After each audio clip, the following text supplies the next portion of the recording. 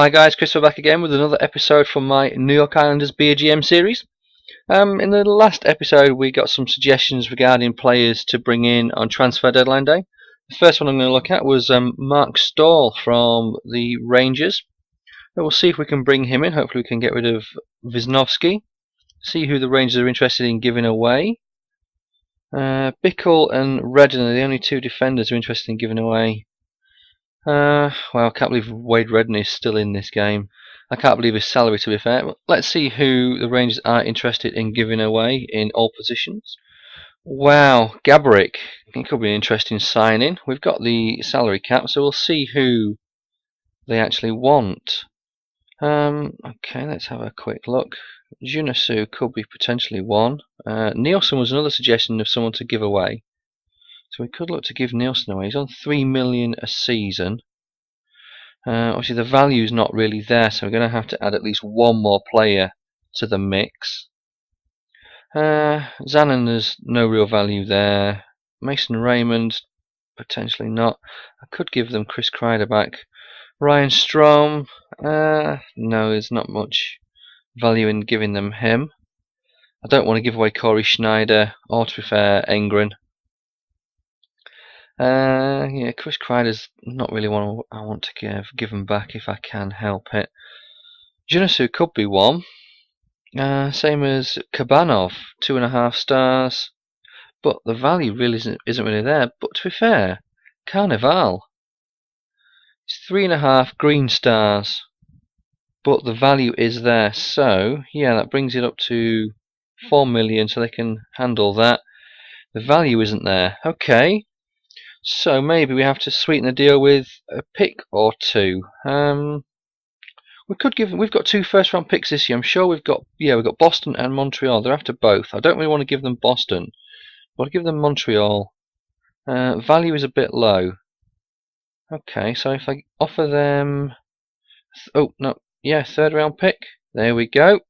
Transaction will help the Rangers. Okay, so we got rid of Carnival, Nielsen, and a couple of picks for Gaborik. So it's going to make our top 2 lines a bit more interesting. So what I'll do now is I'll just quickly go in and check the lines out.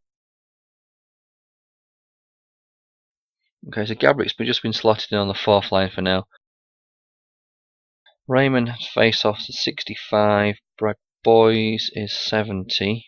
Okposo is 68, so I can't really drop him down, and I don't really want to drop him down. Grabner is not that high. Right, how's the best to play this? Gaborik, you're going to be on the top line, so I'll move you to the left wing for now. And then I think it's just going to be a case of moving players down. Antropov, 73, so you could potentially move down to the 4th line for now. Grabner, I'll move you up. Ponikarovsky's only got 65 face-off. Junasu's got 61, wow. Boys has got 70. Raymond, 65. So if you move Boys where Grabner is, and Grabner where Hagelin is, and have Hagelin down on the 3rd line, but switch him over so he's on the left wing. Looks pretty good in the forward department. Defence-wise, we potentially still need to get rid of Wisnowski. We'll have to see what we can do. I may just have to live with it and deal with him being there. I've got 1 or 2 ideas. Maybe we have to look to get rid of someone like Ponikarovsky or Junasu or Raymond. One of those type of players we may look to try and get rid of.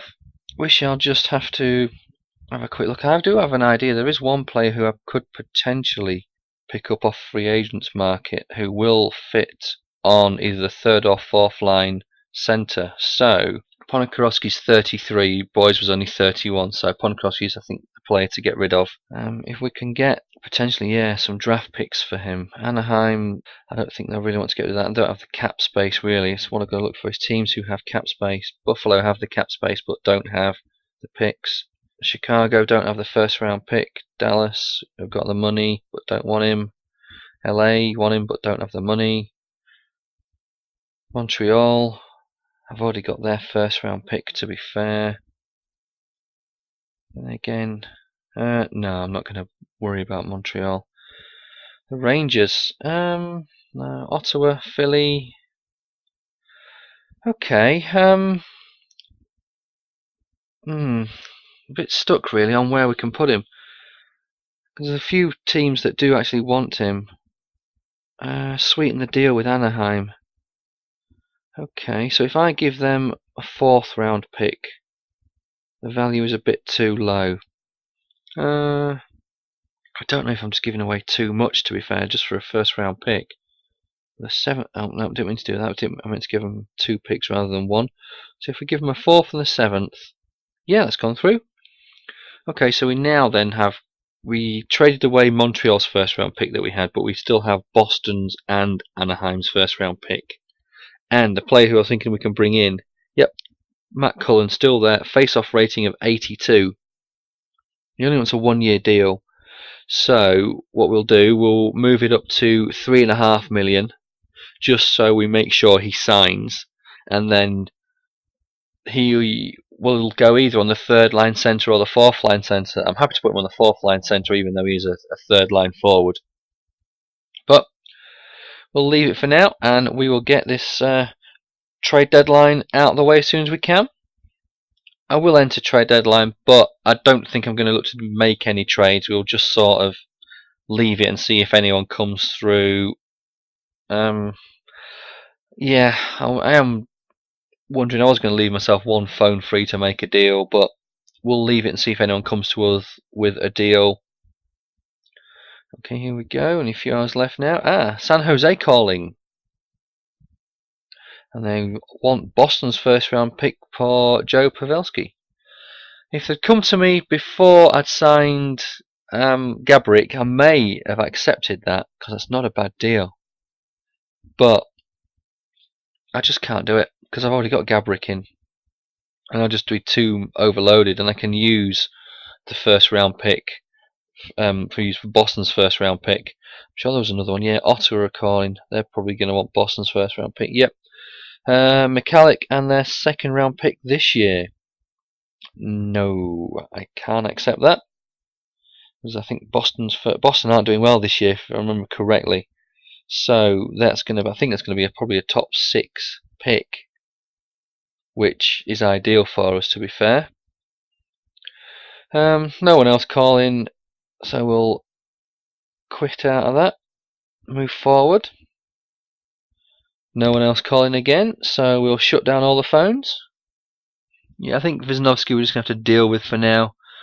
Try and get rid of him potentially in the off season, or if we just have to stick with him, just have to stick with him and move him down to the 3rd line and bulk up on D-men in this next draft. But we'll quickly check the lines out, as obviously Cullen hasn't signed yet, so we are 1 player shy on the 4th line. Let's have a quick look. Let's move Siskas up. I'm not too sure if I actually want him there. Do I want him there? Actually, I might bring Kreider up, because I prefer to have Kreider up and give him the experience, especially going forward. Yeah, Kreider's not there, so we'll scratch Siskas, and I'm going to quickly go in and edit the lines. Sorry, not edit the lines. Make a roster move. So, Siskas, where are you? There you are. Move you down. Yep. Oh, Christ, I'm going to have to move 1 up, then move 1 down. Okay. Not too bad. Where are you, Kreider? There you are. Fantastic. We'll get you called up, and then we'll get Siskas moved down, and we'll get the lines sorted. Yeah, I know it's not ideal having potentially Kreider there, but I'm going to have him on the right wing, I think. Actually, no, I had Raymond on the right wing early, so I'll have Raymond there, and we'll move Kreider on the left wing. And then we'll start playing some games and look to get the regular season finished in this episode, hopefully. Okay, so we've got a game coming up against the Wild and then against the Blues, both at home. Matt Cullen extremely happy to accept my offer. Fantastic, as we lose to the Wild 5-2. So, Kreider played 1 game for us and is now going back down to the minors. Where is... Cullen's in the minors, so we need to bring him up. And then we need to move Crowder back down. Get that sorted now. Thank you very much. Edit lines. Thank you. We'll get... I don't think the best way to do this. Yeah, we'll move Raymond across to the left, Boyce to the right, and Cullen in the middle. Get him dressed and get him in there. I'm in an whether I keep him on the third line or move him to the fourth. You know what? I honestly think we'll stay as we are for now. It's the best way to play it. I honestly think we'll just keep it as it is. I don't think it's going to make much difference, to be brutally honest, but I can always swap it round if things aren't going according to plan and the numbers aren't being put up by the third and the fourth lines. Wow, we lose 2 on the bounce. Get beat 4-3 by St. Louis. Now got another couple of home games coming up. As you looked against Boston and Buffalo. Hopefully we can bounce back with a win in one of those two, hopefully both of them.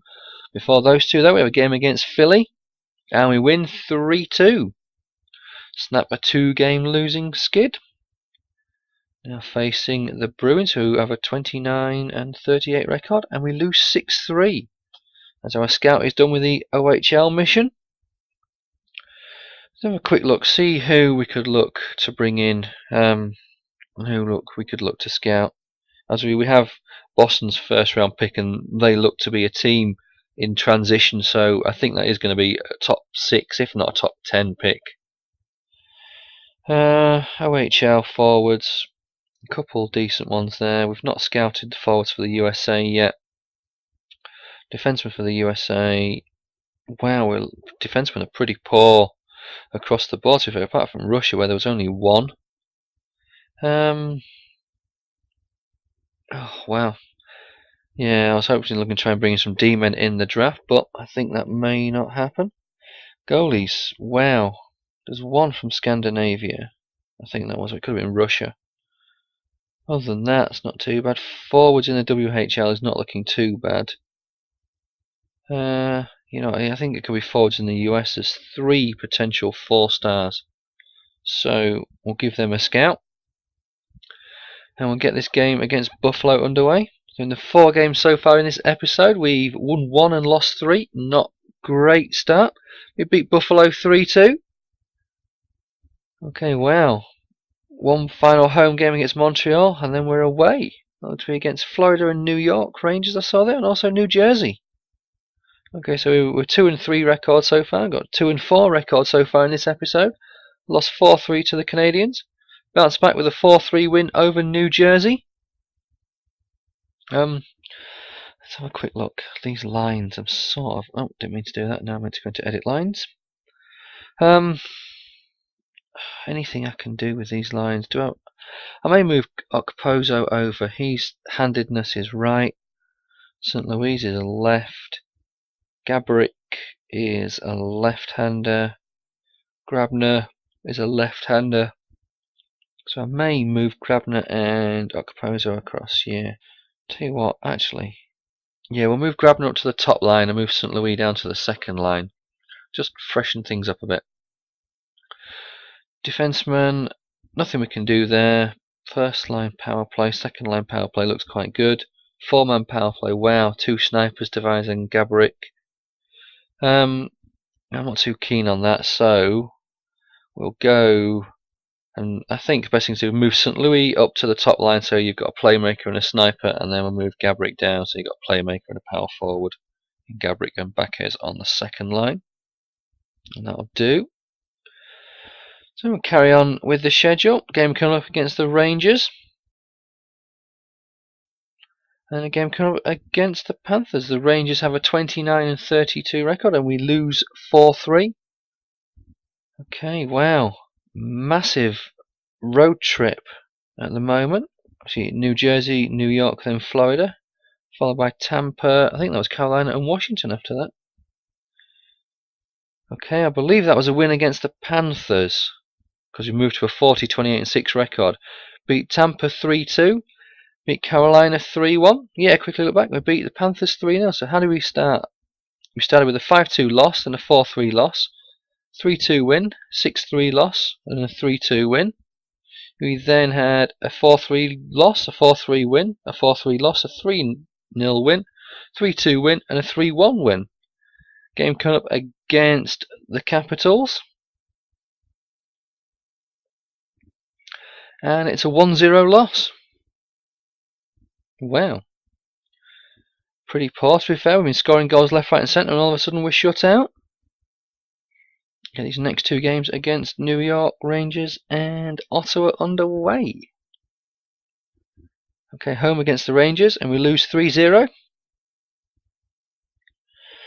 Now we have a game coming up against Ottawa, who have a 35, 36 and 8 record. And wow, we lose that one 6-0. Wow, so that's 3 games in a row we've been shut out. That is, to be honest, that is absolutely appalling. The final 3 games of the season, so what I'm going to do, I'm fairly confident we've made the playoffs. I think Corey Schneider may be in need of a rest, so I am going to bench him for these final 3 games, get him all prepped for the playoffs, and give Engren these final 3 games of the season, see if we can get him progressing. Okay, 3 home games as well, so home ice advantage hopefully come into play for these final 3 games. Just scoring in one of these games, this next game will be brilliant. Okay, we win 7-4. Great way to come back after being shut out in the last 3 games to score 7 goals against the Devils. Now I've got a game coming up against Carolina and then one against Washington. Okay, beat Carolina 4-1. Engren has conceded 5 goals in 2 games, but the team have scored 11 for him. And in the final game of the season, we beat Washington 4-1. Engren with 3 wins out of 3. But before I forget, what we'll do, we'll get Schneider back in there for the first round of the playoffs. Quickly move the schedule on a couple of days, I think, just to see who we have in the first round of the playoffs, and then we'll go and check out all the stats and the standings for the regular season. Okay, simulate. I think, yeah, it's going to be this Monday is the final day. Yep, continue, and wow, it looks like we have Toronto. And looking at it, it looks like we're away, so we must have finished 5th, 6th, 7th or 8th in the standings then, if we're first 2 games are away. Okay, team standings, here we go. NHL, we finished 7th overall. Yeah, well, only 3 from the West in the top few. St. Louis laid the way from Pittsburgh, Anaheim, Chicago, Montreal, Toronto, then the Islanders, then Carolina, Tampa, Edmonton, Calgary made the playoffs, so did Detroit, Nashville, Minnesota, Vancouver didn't make the playoffs but finished 15th, Columbus didn't make the playoffs but finished 16th, Buffalo and Washington round out the playoffs in the East, followed by Philly, Winnipeg, LA, Ottawa, San Jose, Florida, Phoenix, the Rangers, Dallas, New Jersey, Colorado, and finally Boston, 3 points adrift of the rest. It was St. Louis, Anaheim, Edmonton, Chicago have home advantage, then Calgary, Detroit, Nashville and Minnesota all start the playoffs away from home. In the East, Pittsburgh, then Montreal, Carolina, Toronto with home ice advantage, then the Islanders, Tampa, Buffalo and Washington. We made the playoffs by a fair few points. In the Northwest, it was Edmonton, Calgary, Minnesota, Vancouver, then Colorado, only on 74 points. In the Pacific, Anaheim with 104 points. Then LA, San Jose, Phoenix, and Dallas. Central, St. Louis, Chicago, Detroit, Nashville, then Columbus. 4 teams from the Central qualified. In the Southeast, you had Carolina, Tampa, Washington, Winnipeg, then Florida. In the Atlantic, it was just 2 qualified. It was the Penguins and the Islanders. In the Northeast, Montreal, Toronto and Buffalo qualified. Boston, the lowest team ranked with 71 points. And quickly see how we fared in the division. Okay, we finished with 96 points for the season. Goals scored 228, goals conceded 209. So obviously defence is one thing we need to look at for next season. 18.1% on the power play. Not too bad. Second in the Atlantic Division. Penalty kill, wow, 83.3. Home and away records weren't too bad. Last 10 games was 6-3-1, which wasn't too bad. Quickly check out the stats. We'll look at the stats for the Islanders, then we'll check out the stats for the NHL as a whole. John Tavares leading the way for the Islanders with 80 points. And Grabner with 76. St. Louis with 72, same as Gaborik. So have a quick look. Tavares led the way with 53 assists, Grabner with 37 goals, followed by Gaborik, but we're not going to take him into account. It was Tavares really in second. Backers with 57 points, Okposo 44. Wisniewski, the highest defenseman, with 35, and we're looking to trade him away, so maybe we need to keep him. Del Zotto with 28 points. Hagelin with 27. Genessu with 26. Gardner with 24, all assists. Antropov with 23 points. Raymond with 18. Hunwick with 17. Ollie with 6, all assists. Followed by Zanon, who chipped in with 3 goals. Matt Cullen had a goal and an assist in his 16 games. Kartner had 1 assist. And Chris Kreider had 1 goal in his 1 game. Plus minus, Wisniewski far ahead of everyone with plus 19. Del Zotto and Gardner leading the way. So maybe we need to split those two up for the next season, and maybe during the playoffs as well. Okay, for goalies, Schneider played 77 games, had a 2.41 goals against average. He won 42 games. Engren won 3 of the 10 games he was in. Goals against, 181 for Schneider. Save percentage, roughly around the same for both goalies. 11 shutouts for Schneider, and 1 assist as well. Quickly go and see how the stats fared for the NHL in general, see who led the way. Okay, here we go.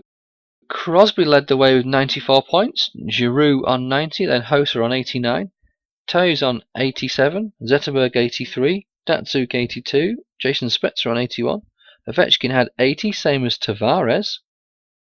Then Sedin on 80 as well, Jordan Eberle 79, Henrik Sedin 78, followed by Derek Brassard on 78. Nicholas Backstrom had 77.